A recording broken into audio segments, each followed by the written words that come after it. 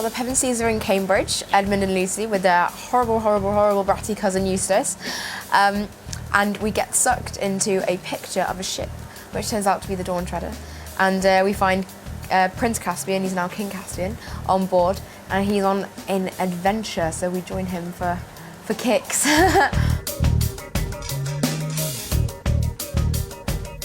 Well, Edmund's fear, you know, they're sort of directly manifested in the final scene, sort of the sea serpent, I guess. But his main, he deals more with temptation, in that he's tempted sort of by power, because he's feeling frustrated not being able to be in control of his life in England, because he's being thrown around, you know, being sent to different places because of the war, and so he's really tempted to be able to sort of take control, and yeah. Lucy is feeling insecurities that every teenage girl feels at some point in their life. And she doesn't deal with them in a good way, and I think it was really good for people to see kind of how she dealt with it, because then they could think, I'm not going to make that mistake. And she is completely intoxicated by the fact that her sister is so smart, so beautiful, and obviously the favourite in the family, which she finds very hard to deal with. But she overcomes it, and she's a better person for it at the end. And yeah, my character's real temptation is born out of his kind of greed. There's something in the book about greedy Eustace, and he's tempted by the treasure in the valley in one of the islands, and actually turns into a dragon as a result of it. But the kind of the theme of redemption is factored in there, because when he transforms back into a boy, he's almost a different person, and a sort of reformed character, which was, it was cool playing either side of that. I enjoyed it. I think we all loved working on the boat, actually, because we had no idea what it was going to look like in the actual film. So to see it in the film with kind of the clouds and the sky and the water and everything, like, it's so atmospheric, it was really cool to kind of think, wow, we were on a concrete car park all day, and now it's kind of come out as that. So, and we also had a really great crew of sailors, which was really cool to work with, like 40 guys, and they were absolutely amazing. We're kind of getting a bit more kind of practiced at it, because we kind of had the first two films to establish a bit of knowledge and kind of learn a bit about it and how it works and everything.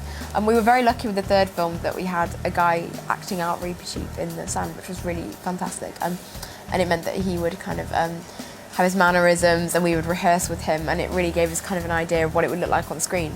But we were talking to Simon Pegg, who plays Reaper Sheep, and he says it's crazy that the scenes slot so well together, kind of with the CGI characters and the you know, us, even though you know, we weren't actually playing off each other at the time, but it all seems to work. So yeah, and actually the Reaper Sheep thing it was amazing. A guy called Stephen Rook, who's an Australian actor, played Reaper Sheep on set, and did his sort of voice and everything like that. And that was really useful. And Eustace has quite an intimate relationship with Reaper Sheep, and you know, that was really, really useful for me as well. And also, it just made it easier, because sometimes, for example, we were doing the fight on the boat, and there was nothing there at all, so that was quite tough. But just to have a voice and to have kind of some sort of presence of Reaper Sheep was really, really helpful, and he did an amazing job.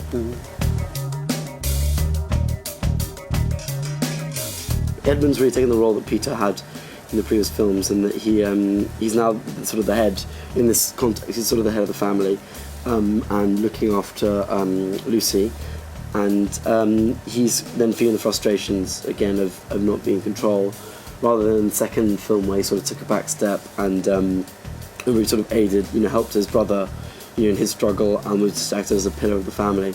He's now sort of, you know, in a way leading it.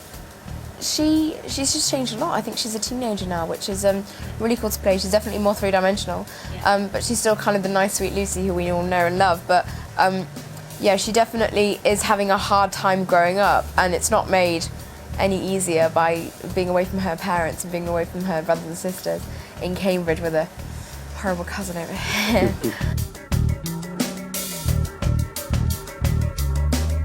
Because he was so in awe of it, it was almost a fear in itself for him. And really, I kind of always saw it as he was almost in a constant tantrum from the minute he entered Narnia. That's quite beautiful.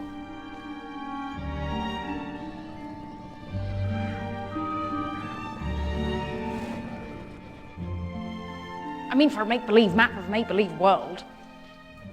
kind of tried to disassociate himself, not only because he didn't want to believe it, didn't want to be associated with it in any way at all. And you know, that was interesting to play that. And to play the brat was I guess fun at times, but I also kind of felt guilty sort of subjecting these guys to it for 6 months as well. So.